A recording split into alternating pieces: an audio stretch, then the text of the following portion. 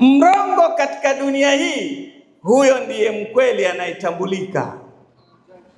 Mchafu katika dunia hii, huyo ndiye mwenye thamani. Yule ambaye hana maadili leo ndio aishi vizuri kuliko yule ana maadili.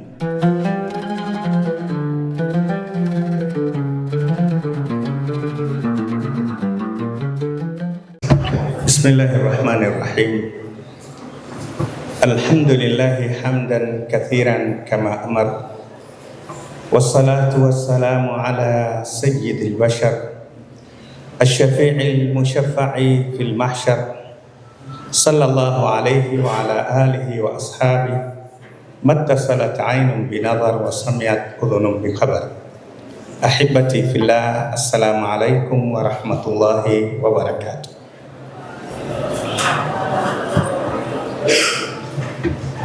Utamuasima nini? Hamtaki kuitikia hata salamu. Assalamu alaikum wa rahmatullahi wa barakatuh.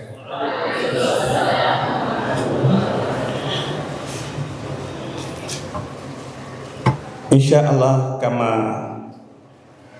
ratiba inavyosema, mada yangu itazungumzia fitna za sasa au fitna zinazopatikana zama hizi.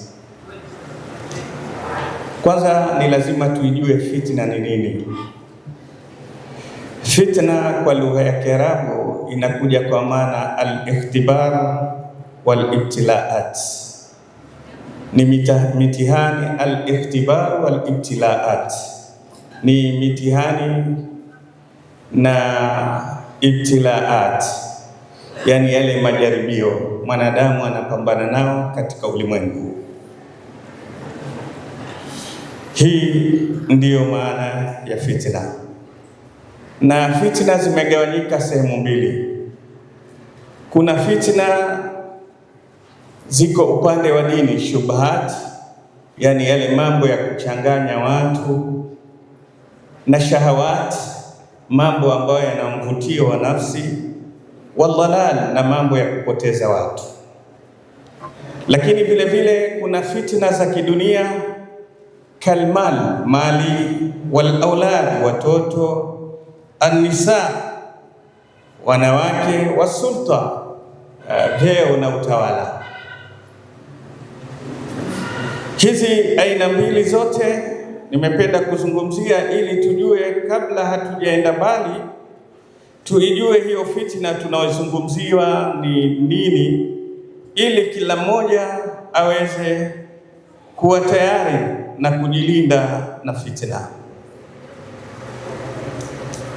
Fitna inapoitwa ni mtihani, ni kwamba inakuweka wewe kujulikana hali yako, ni muumini wa kweli au ni mtu tu wa kubabaisha. Kwa sababu ukiwa ni muumini wa kweli, basi hizi fitna hazitakuondosha kwenye imani yako au kwenye lengo lako.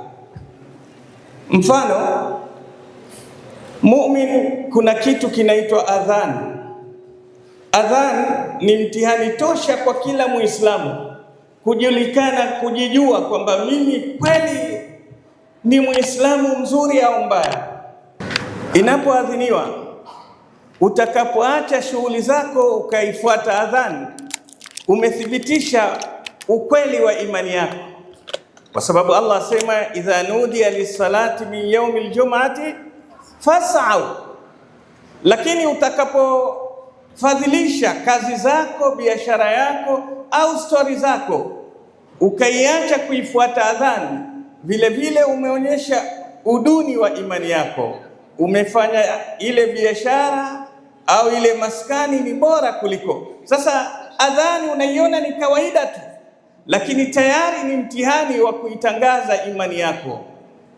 Muumini mzuri ni yule ambaye atatangulia kabla ya adhan, lakini pia muumini ambaye yupo katika imani ni yule atakayetambua adhani yako, kwa sababu muumini mzuri hangojei adhan.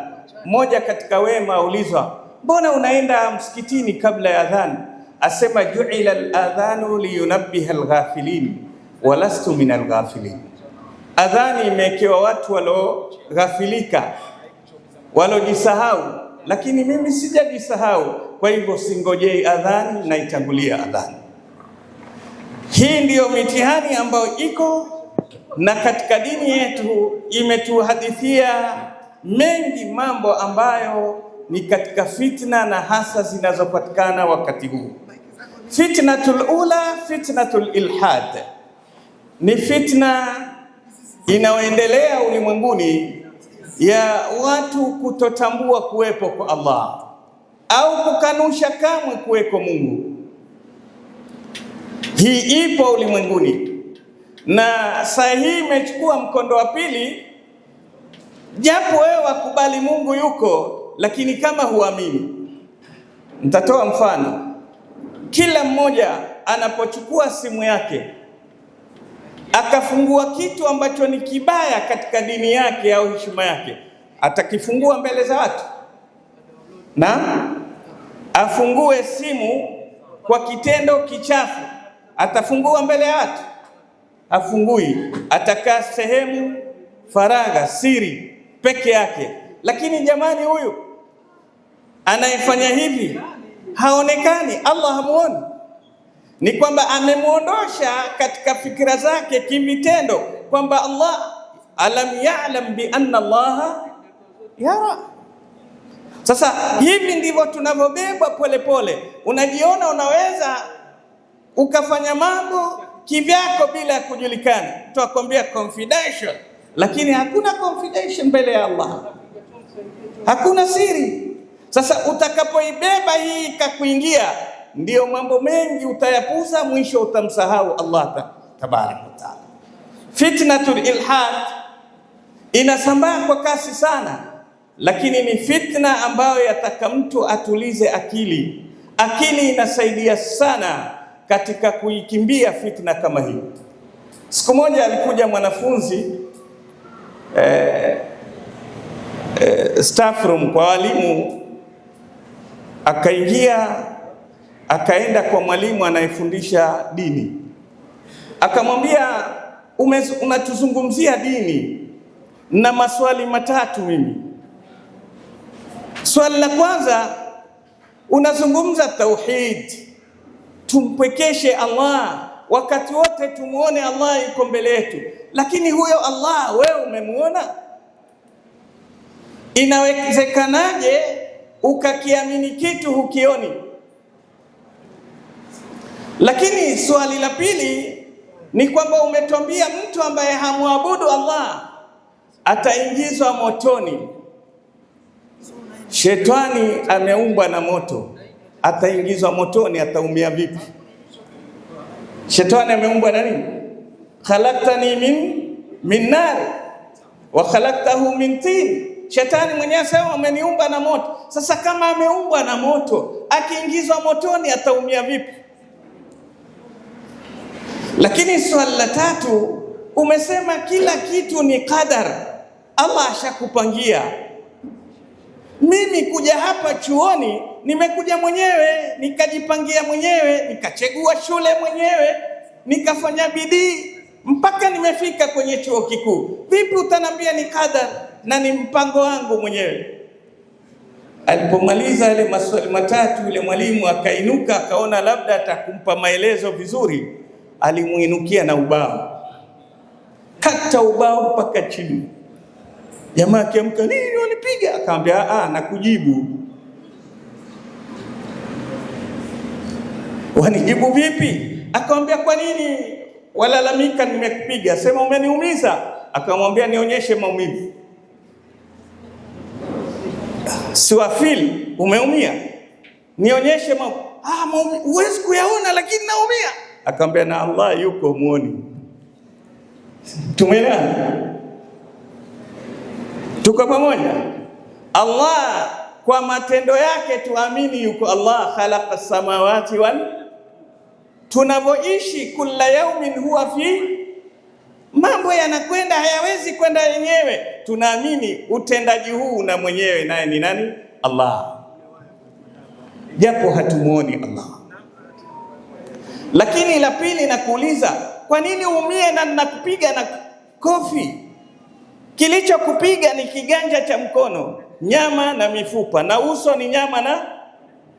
Ina maana shetani umenambia hawezi kuumia motoni kwa sababu yeye ameumbwa na moto. Kwa hivyo moto haumuumizi. Mimi ninakupiga na mkono, nyama na mifupa, na uso nyama na mfupa, mbona umeumia? Tumeelewa? Swali la tatu akamwambia, mimi nikuulize, hivi wewe ulikuwa una mpango wa kuja kupigwa kofi hapa? Umetoka klasini maalum waja kuzia kibao hapa? Sema mbona umekuja? Asema sijui, ambaye ndio kadari. Tuko mmoja. Kwa hivyo muumini atakikana awe makini kwa akili ili aepukane na fitna hizi.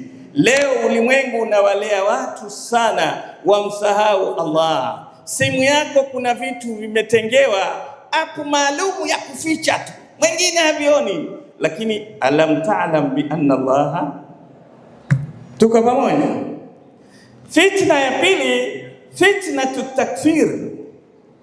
Katika fitna ziko ulimwenguni leo ni fitna hii ya kukufurishana.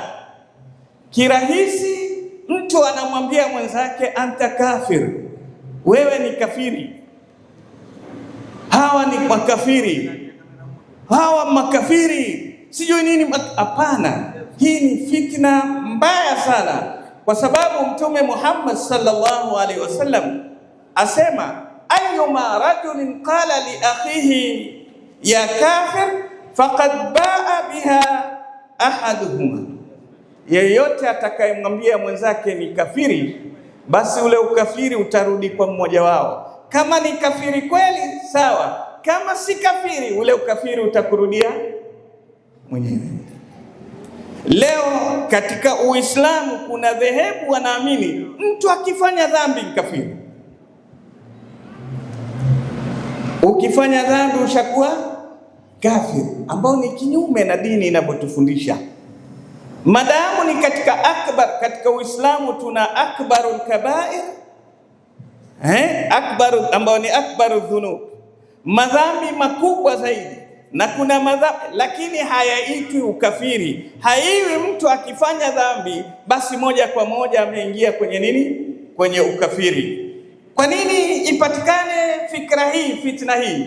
Ili kuwadhoofisha Waislamu. Watakapokuwa kila mmoja muona mwenzake kafiri, itakuwa hakuna anayeweza kumsaidia mwenzake, itakuwa hakuna mmoja ambaye anaweza kumwamini mwingine. Sasa wataishi kando kando. Innama yaakulu dhibu min alghanami qasiya, na hapo mbwa mwitu ndio ataweza kumaliza wale mbuzi walokaa mmoja mmoja. Hawezi mbwa mwitu kula mbuzi waliokuwa wamekaa pamoja, lakini yule atakayejitenga kando ndiye atakailiwa. Hizi fikra, kila mmoja amuone mwenzake sie, kila mmoja amtenge mwenzake, ndio mkiwa mbalimbali, ndio wale maadui itakuwa ni rahisi kuingia na kuwamaliza. Fitna ya tatu, fitnatul harj, ni fitna ya kuua. Katika zama za leo, sisi zamani ulikuwa ukisoma gazeti au ukisikia redio labda kuna mtu ameua mtu, inakuwa ni habari, kichwa cha maneno iko ni habari kubwa sana, na tukisema hii mijitu isiyo na imani bwana, ni kafiri, inauana tu ovyo ovyo. Lakini leo vifo katika miji yetu ya Kiislamu imekuwa ni vitu vya kawaida, vipanga kuruka. Leo inawezekana kijana wa Kiislamu akamwona mamake mtu umri wake na akampiga vipanga bila kujali, akamuua. Akamuua kijana mwenzake walio shule moja, na ikawa rahisi tu, isikatalike kwenye kichwa changu kwamba kwa nini mimi nimfanyie ndugu yangu dhulma hii. Watu kama anavyoeleza Mtume Muhammad sallallahu alaihi wasallam kwamba utakuja muda ambao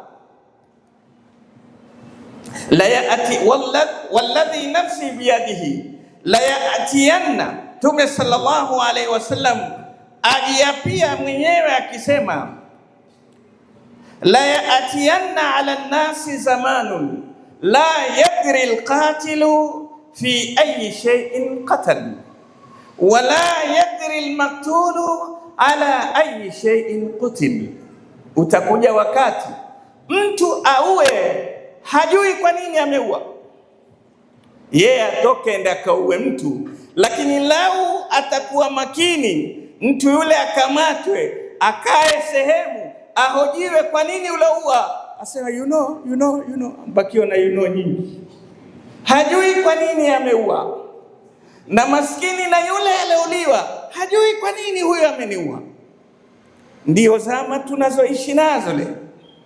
Zimekuja zama hizi, muuaji amepiga vitu vyake, visema leo bana na panga langu lanukia kichwa cha mtu, arudi nacho yuaua, lakini hana sababu za msingi za kuua. Na alouawa maskini ameuawa na jirani yake, hajui kwa nini huyu kijana ameniua, ameuawa na jamaa yake. Huu ni wakati wa fitna hii, ameieleza Mtume Muhammad sallallahu alayhi wasallam. Haraj ni kule kuwa vifo vitakuwa vingi mpaka iwe ni kitu watu wamekizoea. Asema Rasulullah sallallahu alayhi wasallam, inna baina yaday saa alharaj, karibu ya kiyama patakuja wakati wa vifo vingi, kuua kwa wingi. Innahu laysa yaktulukumul mushrikun, sio kwamba watakawaua ni watu mushrikuna makafiri watawaua nyinyi Waislamu, la, walakin yaktulu ba'dukum ba'da, lakini nyinyi Waislamu itakuja wakati mwauana nyinyi kwa nyinyi, hatta yaktula rajulu jara, mpaka iwezekane jirani kumuua jirani mwenzake, wabna ammi, apatikane mtu kuuawa na mtoto wa ndugu yake au kumuua babake mdogo, wadha qarabati, ifikie mpaka mtu kuua katika familia yake. Tumeshuhudia hapa Mombasa kupatikana mababa wako ndani ya magunia na watoto wao ndio waliomaliza. Hii ni fitna vile vile ipo katika ulimwengu. Fitna ya tatu ambayo ipo, fitnatu inqilabul mawazin, ni kukosekana vipimo vya kweli. Leo mrongo katika dunia hii, huyo ndiye mkweli anayetambulika. Mchafu katika dunia hii, huyo ndiye mwenye thamani. Yule ambaye hana maadili leo ndio aishi vizuri kuliko yule ana maadili. Watu wamekosa kumjua mzuri, na wale wabaya leo ndio wana thamani, wale wazuri leo ndio watu duni ulimwenguni. Hii ni katika fitna ambayo aliibainisha Mtume Muhammad sallallahu alaihi wasallam, mpaka akasema Rasulullah sallallahu alaihi wasallam, sayati ala nnasi sanawatun khidaat, itakuja kwa watu miaka ya kudanganya. Miaka hiyo yusaddaku fiha alkadhib, mrongo atakuwa ndiye mkweli, wa yukadhabu fiha sadiq, na mkweli atafanywa mrongo, wa yu'tamanu fiha alkhain, yule khain atakuwa ndiye anayeaminika, wa yukhawanu fiha alamin, na muaminifu atakuwa hana thamani, wa yantiqu fiha arruwaybidha, na watakaokuwa na sauti ulimwenguni ni arruwaybidha, watu ambao hawana maana. Leo wenye sauti mwanasiasa, au si kweli? Hivi kungekuwa mwanasiasa kungejaa hapa. Na ukiangalia 99 wanasiasa ni urongo, hawana kweli, hawana. Ukaambiwa mashakili walioyabeba wanasiasa wetu leo, utashangaa. Kuna mtu msikitini baada ya juma, nimetoa khutba hapa Mombasa, amekuja machozi yanatiririka, asema bana, Mimi hii khutba nimemshangaa yule bwana pale, yule mwanasiasa ameangamiza milioni zangu 120, na huyu akisimama watu ndiye mwenye thamani katika, asema na atakuwa mzungumzaji katika jamii. Ni hawa wanaoitwa Ar-Ruwaybidha ni kina nani? Akasema arrajulu tafih yatakallamu fi amri al-amma, ni mtu ambaye hana utu wowote, mtu ambaye hana thamani yote, lakini yeye ndiyo anaokontroli, anazungumzia mambo ya umma yote, amekabidhiwa yeye, ndiyo watakuwa ulimwengu huo sasa ndio wanaoendesha mambo ya umma. Ni fitna, ipo haipo?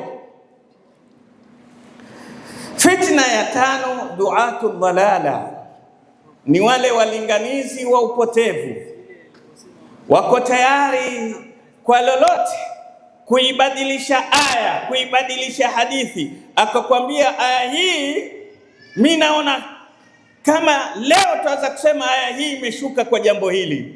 Hii aya ilishuka kwa Mtume Muhammad sallallahu alaihi wasallam na masahaba zake. Hivi Mtume hakuifahamu mpaka waifasiri wewe kwa mambo yako? Lakini wako tayari kuzibadilisha nusus za Qur'ani na Sunna kwa malengo yao. Hii ni katika fitna, vile vile ipo katika ulimwengu. Lakini vile vile watu hawa kama walivyoelezwa na baadhi ya wema waliotangulia, namna wanapopoteza watu ni kwamba wanayoyasema sio wanayo. Kwa hivyo maneno yao yawaita watu peponi, lakini vitendo vyao vakwambia ni usiyafuate. Kama ilikuwa ni kweli hilo lampeleka peponi, mbona yeye halifanyi? Sasa maneno yawapeleka peponi watu, lakini matendo yao yawafukuza watu kwenye pepo. Fitna nyingine katika fitna ambazo zipo za kidini, nazungumzia zile za kwanza, shubhat. Ni fitna ya watu kujikuta wamejiingiza kwenye fitna bila ya kujua, wanaporomoka tu, kama alivyosema Allah, ala fil fitnati saqatu, wanaporomoka ndani ya fitna, wanajiingiza wazima wazima katika dunia hii kwa ajili ya kuitaka dunia, wanaitafuta dunia kwa kutaka, kwa nini mimi nisiwe na kama fulani? Allah kila mtu amempangia maisha yake. Usiishi kwa maisha ya mwingine, mbona huyo apata hiki mimi sipati hiki, kwa hivyo lazima niwe kama yule. Utaingia kwenye fitna yoyote katika fitna hizi. Ukitaka kuepukana na fitna hizi, jipe maisha yako na usimame katika maisha yako.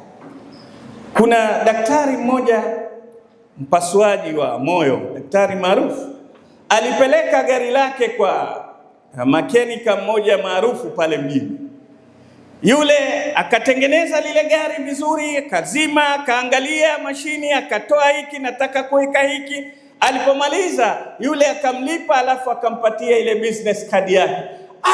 Wewe ndiye yule daktari mashuhuri wa kupasua moyo? Asema ndiye daktari pasuaji wa moyo. Akaanza kumfanyia mzaha, akamwambia, daktari, nikuulize, mimi kazi yangu nafungua engine, nikatoa hiki, nikitoa hiki, na wewe kazi yako wafungua moyo wa mwanadamu. Kwa hivyo sote tutafungua mioyo, wewe moyo wa mwanadamu, mimi moyo wa gari. Mbona sasa wewe walipwa pesa nyingi kuliko mimi? Yule daktari akamwambia, mimi nikifungua moyo wa mwanadamu simzimi, huwa bado uko hai, endelea. Wewe gari lako alizima. Tumeelewana? Wewe alizima gari langu ndio ukalihudumia, ukalitoa hiki, lakini mimi ninapokuwa na utengeneza ule moyo na ondosha hiki na hiki na hiki, bado gari langu linakuwa. Kwa hivyo wanadamu, ukitaka usiingie kwenye fitna, usiangalie maisha ya mwingine. Kila mmoja Allah amempangia maisha yake.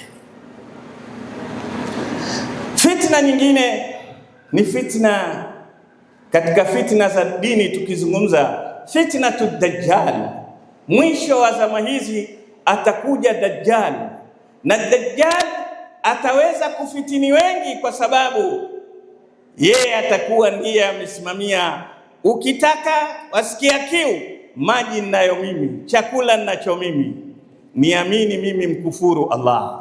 Dajjali itakuwa uso wake umeandikwa al-kafir. Bwana mmoja alimkosoa mwanachuoni kwa hadithi hii, akamwambia kama Dajjali ameandikwa al-kafir, itawezekanaje Dajjali apate wafuasi na kila anayemuona ameandika al-kafir? Si watu watamjua ili kafiri tu. Yule bwana akamuona yule bwana anayezungumza ni jitu la manahwa, anapaktia sigara. Akamwambia, hebu hii pakti yako, hii sigara imeandikwa ni hatari, it is harmful for your life, ni hatari, mpaka imechorwa picha mtu mdomo kansa, amemalizika mapafu, lakini wewe bado wafanya nini? Wachoma sigara. Sasa kama sigara inajitangaza mimi ni mbaya kwako, watumia, na Dajjali atajitangaza kafiri na utamfuata. Kwa hivyo lazima watu watumie akili zao na mioyo yao imlenge Allah tabaraka wa taala. Shekhi, itakuwa 10 na zile ilizima hii. Tumeelewana? Nijua tu hawa watazisahau. Fitna nyingine, tukiingia upande wa pili, fitna za shahawati, tuingie fitna ya mali. Mali ni fitna kubwa. Ni watu wangapi leo wamegombana, ndugu waliokuwa wakipendana kwa ajili ya urathi, kwa ajili ya kurithi? Je, jamani, alowaachia huyu alopata tabu kukitafuta ameondoka, nyinyi mwagombana mtabaki milele? Huyu alowaachia urathi alipata tabu na mwisho amekiacha, wewe wakudandia, kweli utakifaidi hiki milele? Utaondoka. Kwa nini tugombane kwa ajili ya mali? Mali yamekuwa ni mtihani mkubwa leo katika maisha ya wanadamu, wanayakimbilia mali kwa hali zozote bila ya kujali. Na Mtume Muhammad sallallahu alaihi wasallam ametuelezea hatari ya mali, kama ambavyo Allah alivyosema, innama amwalukum wa auladukum fitna, mali na watoto hakika ni fitna kwenu. Kwa hivyo lazima uwe makini katika kutafuta mali, uyatafute mali yatakayokusaidia mbele ya Allah tabaraka wa taala. Fitna nyingine ni fitna ya wanawake. Wanawake ni fitna. Hapa duniani waweza kuzeeka kabla ya muda. Kuna mfalme mmoja alitoa amri kwa jaji mkuu, hakimu wake mkuu, kwamba mimi nataka ukanitafutie dawa popote ilipo, nisizeeke, nibakie tu kwa kijana.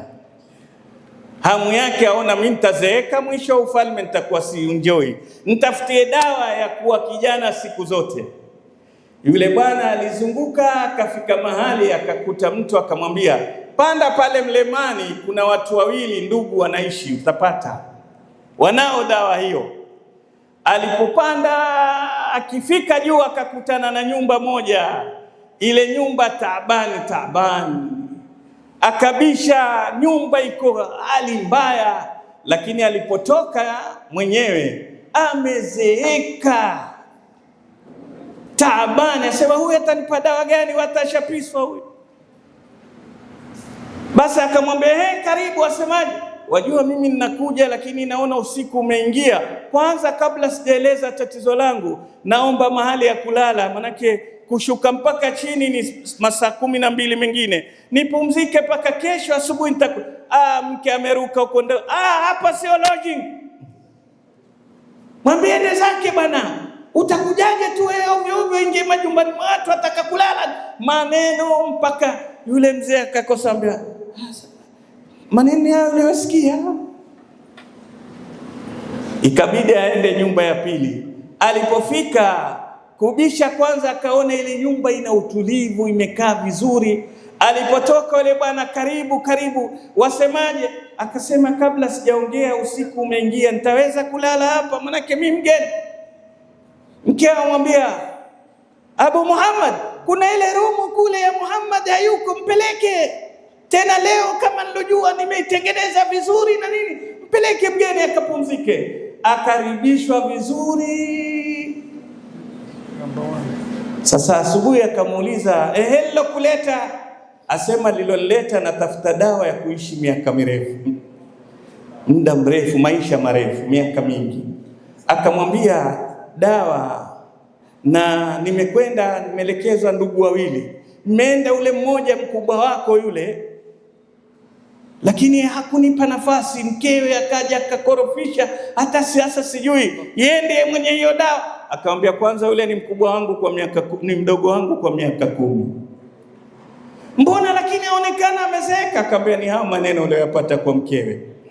Kama wewe mgeni umeambiwa hayo, mke wako basi yeye mwenyewe ambiwa makubwa kuliko. Akamwambia, sasa dawa yangu nini? Akamwambia, nenda akatafute mke mzuri kama wangu, wewe utaishi miaka mirefu. Mtume Muhammad sallallahu alaihi wasallam, lakini hata wanawake akawaambia, chagueni mume mwenye tabia njema, chagueni mume mwenye dini. Usimchague mume mkorofi, mume mkali. Alikuja mwanamke kwa Mtume sallallahu alaihi wasallam, amwambia, nimekuja kuposwa na watu wawili, mmoja fimbo yake bakora yake iko juu kidogo tu, ashakuwa furious hasira za. Mtume akamwambia, huyo piga X, hafai, matempa kweli kweli. Wa pili akasema, Waswahili wasema, charoka akendi gende, charoka akendi gende, yani mgumu, mgumu. Akitoka ile nyama uhisabu umekata vipande vingapi. Akija kwambia, mbona viwili hakuna?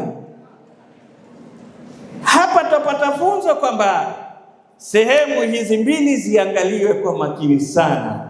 Usijitupe tu wewe wasema, sijui simuoni kama yule. Urongo wako kama wale wengi, humuoni kwa sababu innaha ta'mal qulub ta'mal absar wala ta'mal, walakin la ta'mal qulub allati fi sudur. Moyo wako ndio umekuwa kipofu, lakini ukiwacha moyo wako free utaona mzuri kuliko yule. Fadhfar bidhati din, mume chagua mwenye dini, taribat yadak. Mwanamke chagua, idha jaakum man tardawna dinahu wa khuluquhu, chagueni mwenye dini na tabia. Hapo ndio mtafika kuwa na maisha mazuri na mtaepukana na fitna. Wa sallallahu ala nabina Muhammadin wa alihi wa sahbihi wa sallam. Assalamu alaykum wa rahmatullahi wa barakatuh.